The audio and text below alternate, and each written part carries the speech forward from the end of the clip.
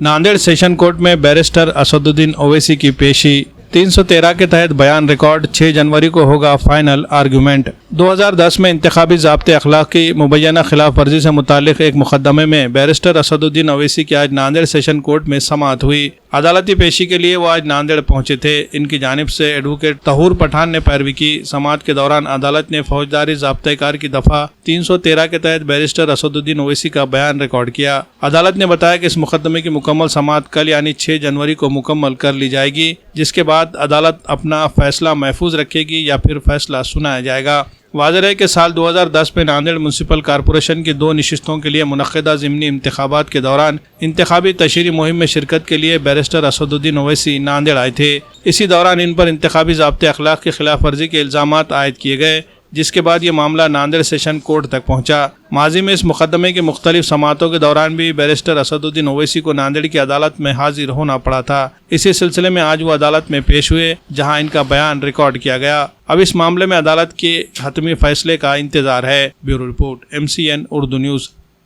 के इंतखाबात लगे हैं म्यूनसिपल कॉर्पोरेशन के, क्या माहौल है मजलिस को, क्या मामला रहेगा? अल्हम्दुलिल्लाह अच्छा माहौल है जी, पहले से बेहतर माहौल है। हमारे पार्टी के जिम्मेदार कोई मेहनत कर रहे हैं जो अच्छे मुस्बित नतीजे करेंगे नांदेड़ के वास्ते कि यहाँ जहाँ जहाँ प्रभाग में हमारे पैनल खड़े हैं उनका भरपूर तायद करिए। पतंग के निशान बटन दबाकर अपनी सियासी क़यादत को और नांदेड़ की तरक्की में अपना रोज़ा करिए। हमें आओ ना, दो जगह आओ ना।